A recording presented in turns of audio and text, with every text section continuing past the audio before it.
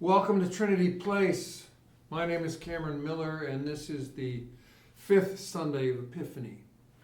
And the readings on which I'm doing a reflection are basically the Gospel, which is Matthew 5:13 to 20.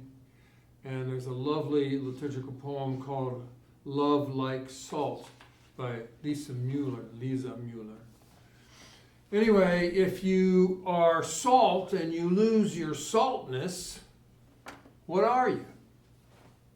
And if you're light and hidden in darkness so that your light never appears, what are you? Jesus is pointing here to the Buddhist notion of suchness, the nameless reality of something's ultimate nature. The thing itself is its suchness. Abraham Maslow described it as suchness meaning, which is the meaning of something in and of itself. And you're saying, what? What the heck are you talking about? Suchness, saltness, lightness. You're yammering, Miller. You're yammering philosophy, and we want meat. You might rightly criticize. But I didn't start it, Jesus did. Philosophy was my thing, though. First Buddhist philosophy, which I studied my first 2 years in college. But then I fell in love with 19th and 20th century European philosophy, especially the existentialists. And in the midst of that, I found Albert Camus, who wrote existentialist novels, philosophical novels that ask existential questions. And I thought, what could be better than this? And in the midst of asking postmodern questions, I rediscovered Jesus. Actually, in fairness, I discovered Jesus for the first time because I only knew about him growing up, never really took the time to know him.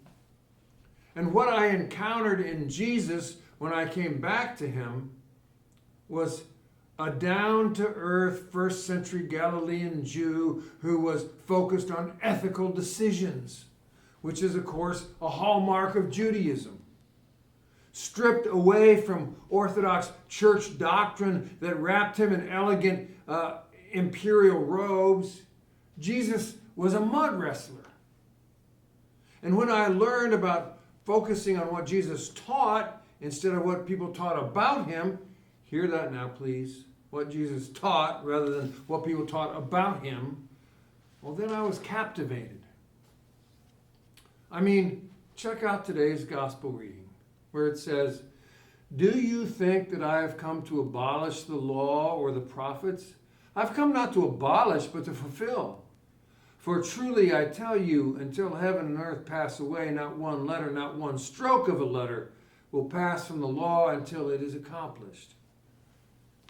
Now remember, the law and the prophets is what I was referring to last week when I mentioned that those boring 613 laws in Leviticus and Deuteronomy, that they are, at least in part, the formation of a vast social safety net for society aimed to be egalitarian.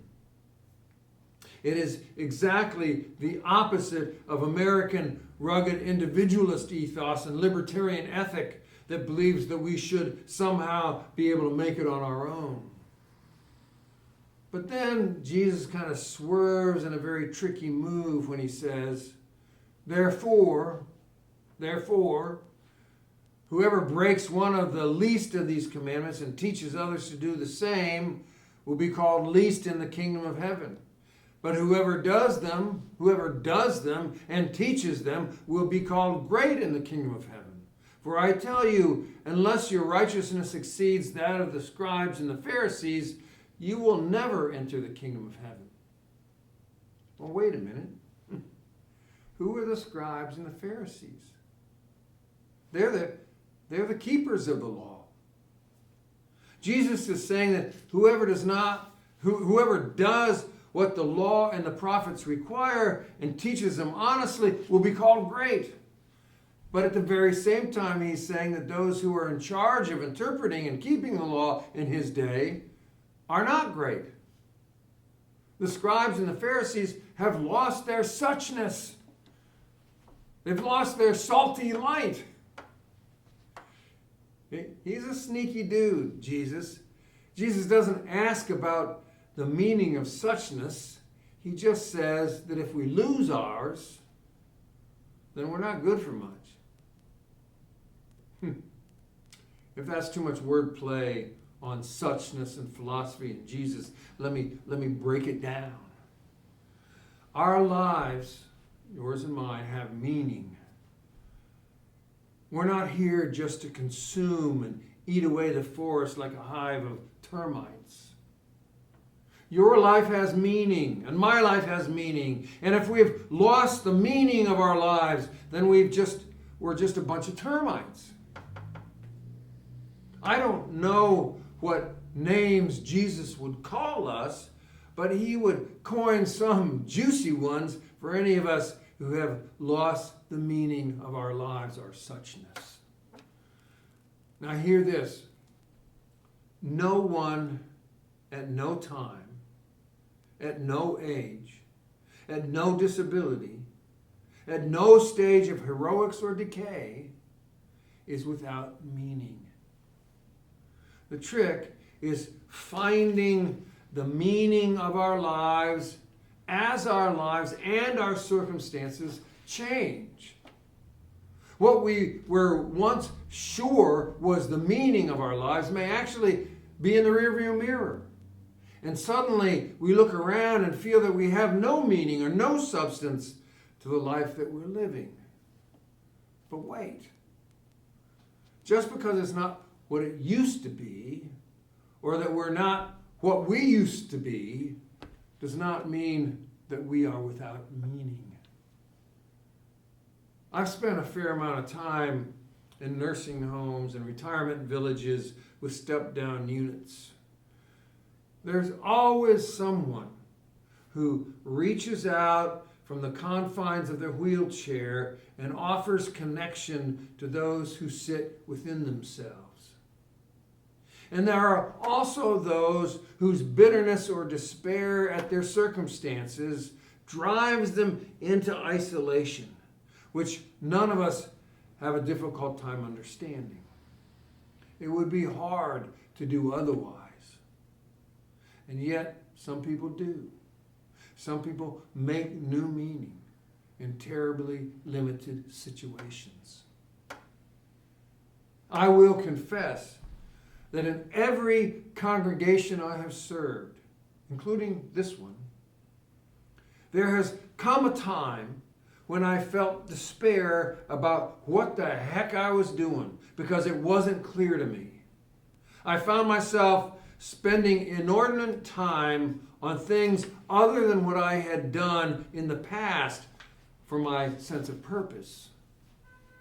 I'm sure that you know those moments of disorientation when the guideposts and the mile markers you normally use to measure how you're doing are not there anymore, or not where they're supposed to be. It makes us feel out of kilter.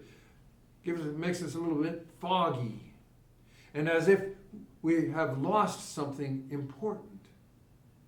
And those moments are a kind of a in-between time when the meaning of our lives has shifted from what it was, but has not crystallized yet to show us what it is.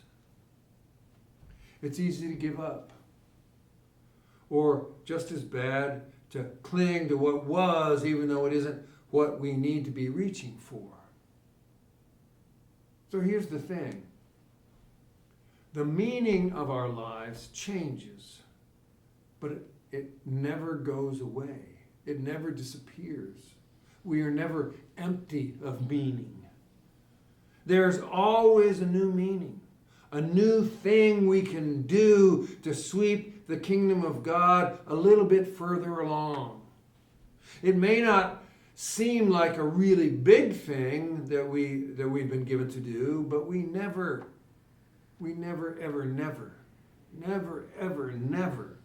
know the impact of those small things. We cannot predict or estimate or value it. All we can do is deliver it. So the meaning of our lives, our suchness, our saltness, our light, is not a once and for all time thing. It changes just as we change. We often do not get to know it ahead of time. So if you happen to feel like a termite just now, or a little foggy or out of sorts, start looking around. Start listening. Start asking questions. Get curious. You have something you can do or be, or a presence that you can offer that will nudge the kingdom just a little bit further. Yeah. Thank you so much for being here. Peace be with you.